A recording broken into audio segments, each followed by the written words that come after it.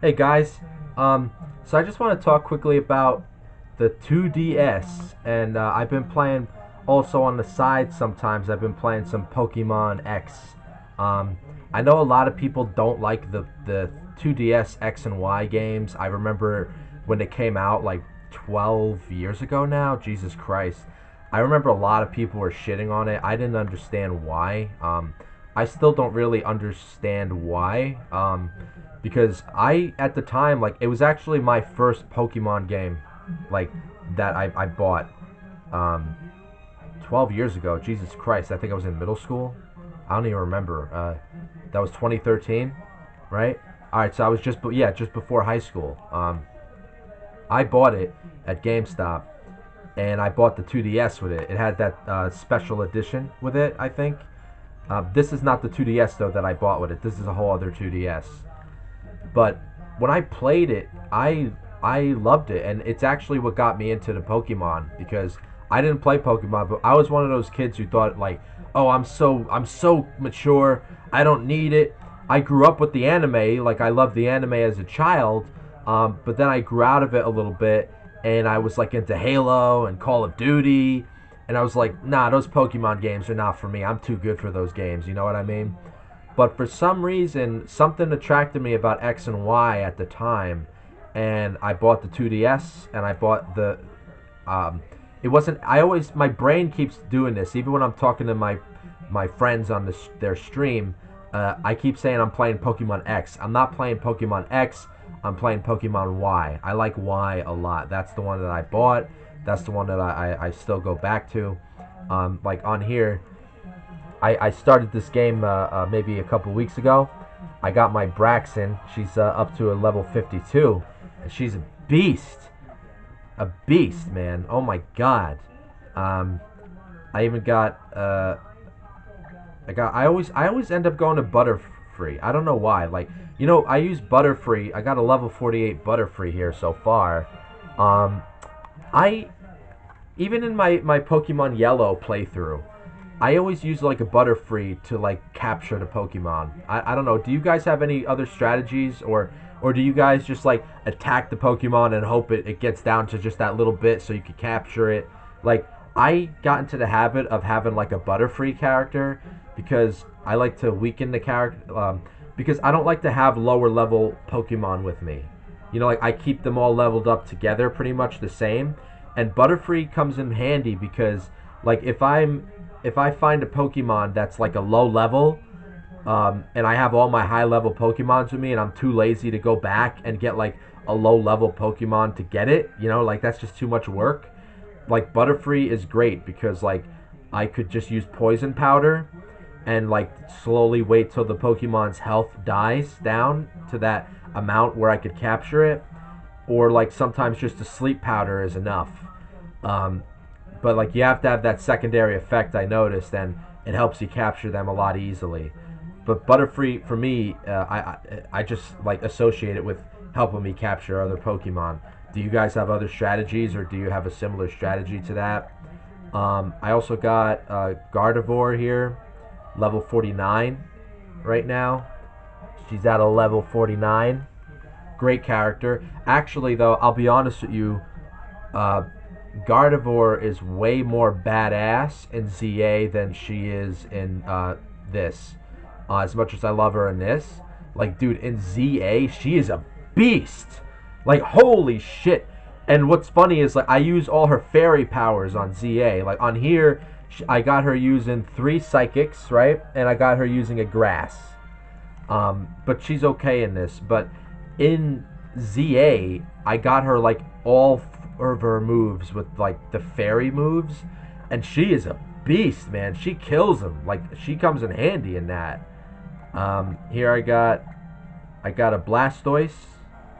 I use him for the Mega Evolution. Here's the Blastoise.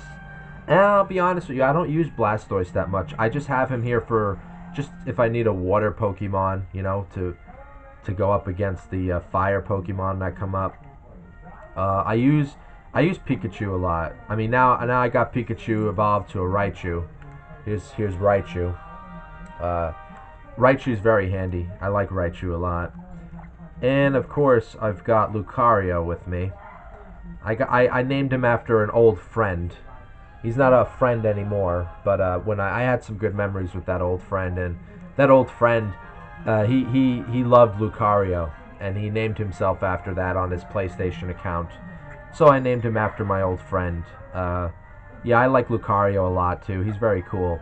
Now, the other thing that's very awesome about this 3D game, let me show you guys. If you haven't played it, you don't know. If you did play this, you know exactly what I'm.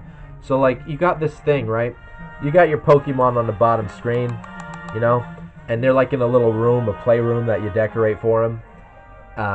And you click on them, right? You click on them, whoever you got at the time, and you could literally play with your Pokemon, right? Pretty cool gimmick, right? When I was a kid, I loved it. I'm sure all the kids at the time loved it. They don't do this kind of stuff now. I think they should, because I think it's a nice break. You know what I mean? See, there's Raichu, right? And you could use the stylus to just using the camera here. You can pet him on the head. Don't pet him on the crotch. That's weird. And you feed them too. And when you feed him the. Let me get it here. There's a cupcake. You collect these cupcakes, right? And then he eats it. So like you grow this bond with them, and it actually even gives you a little perks. Like sometimes when I'll be fighting with Braxton, she'll get attacked with a poison attack, and then like it'll be like a heart will come up, and it'll be like, oh, your Braxton has purged herself of the poison because your relationship is so good. Like, so if you have like a 5-heart relationship, you're gonna get a lot of benefits.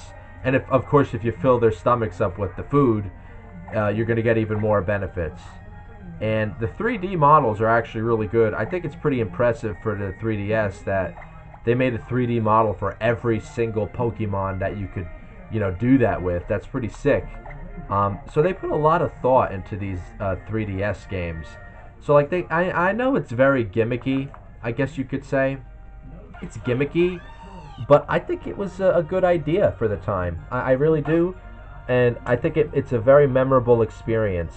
And I still go back to this game now. It's 2025, right? And I'm still going back to this game even now. I'm so happy. So it's not like Z. You know what's so weird? Like ZA is so great in its own right now because like it takes the formula of Pokemon. Like Pokemon has always had like a basic like RPG leveling up style, like Final Fantasy, encounter type gameplay, which is when I was young, I was not attracted to that because I was so fucking mired in the shoot 'em up genre between Halo and Call of Duty that I couldn't play anything else when I was really young. But I eventually got into like the platformers. Rayman Origins got me into the platformers, and yes, even Sonic got me into the platformers, and it made me realize how many games I was missing out. Like, and I stopped liking the shoot 'em up so much.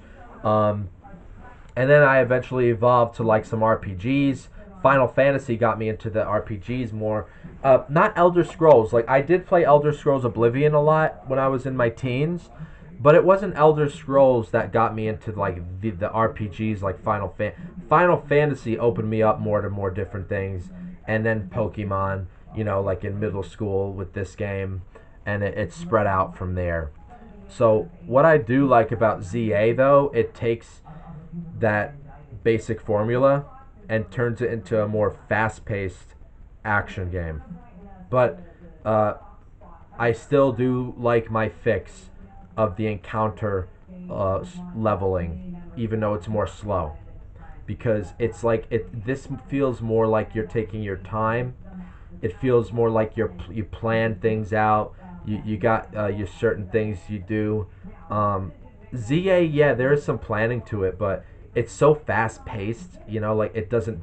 You don't feel like you're putting much. Well, I don't want to say you're not putting any thought into it, because I do put some thought into my ZA playthroughs, but it's not as much as I do on these.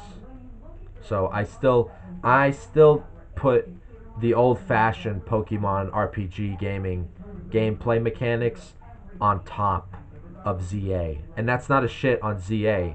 I love that game. I'm loving that game. But I hope when they do the mainline games again, I guess they're never going to go back to this, though, right? They're probably never going to go back to this style of Pokemon. When they make the next mainline games on Switch 2, they're probably going to go like Scarlet and Violet mixed with ZA. So we're probably never going to go back to this style, unfortunately. And it's also probably because they're adapting to the new gaming climate. I mean, unfortunately, I think most kids today, they prefer things to be a little more twitchy. Like I was saying in my last video about Metroid Prime 4, as much as I'm enjoying that game, it's kind of a twitchy game, like very fast paced. They are kind of going towards that, like, I think they're trying to get like the Call of Duty people, the Halo people in. Like, so some of the criticisms about attracting the general audience might be true, but at some point, like, you have to say, well, remember, video games are business. So even if we don't like what they're doing, they're probably trying to do it to get more money, unfortunately.